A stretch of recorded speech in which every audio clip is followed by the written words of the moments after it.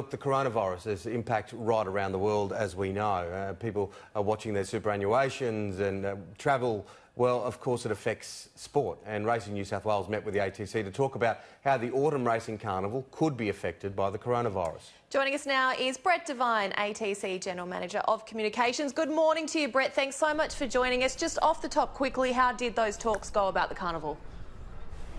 Yeah, good morning, Julie and Tim, and welcome back, Racing Dreams to Autumn. Good to have you here. Look, these talks are very preliminary at the moment, but obviously a very serious issue is the coronavirus, and so really it was about just getting both of our organisations on the same page to carry out the early stages of a risk assessment and what that might look like if and when governments and health authorities said to us, look, this might become a problem. So I guess all sports, obviously, and all businesses across New South Wales and the rest of Australia are doing similar things, and we just want to make sure that for animals, but also for humans, not only our customers, but our staff at all our race courses are going to be fully protected and informed if and when these sorts of things happen. But at the moment, it's very much business as usual.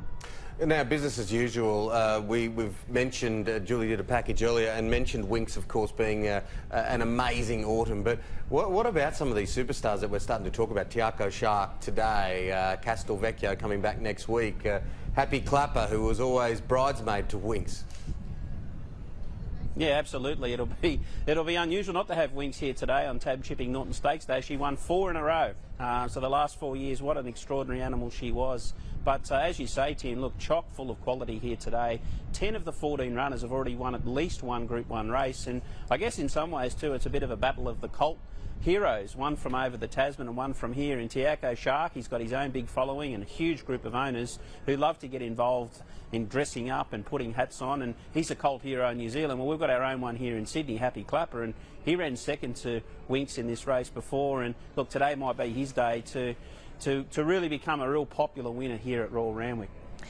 Just sort of continuing on with that theme, Brett, Winx was always guaranteed to bring people through the gates in the autumn.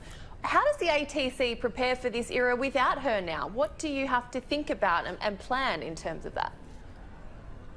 Yeah, look, I think we're just looking for the next star racehorse, aren't we? And we're looking for always to bring ways for people to come to the races through the horse. The horse is the front and centre of everything that we do, and look, we'll never get the crowds that we did for Winx, certainly not this year.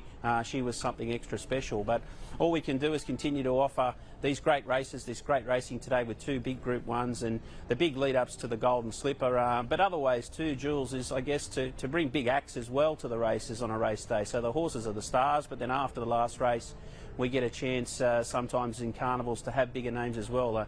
On the 14th of March at Rosehill Gardens will be Samantha Jade, and then 21st of March on Longines Golden Slipper Day, John Stevens. And this is all included in your ticket, your general admission ticket. So not only do you get a great race day experience, but you know, world-class acts really as all part of the race day. Yeah, Kelly Rowland last year, holy Moses. I'm a massive Kelly Rowland fan. Now, of course, 2 horses will be guaranteed a Golden Slipper berth today.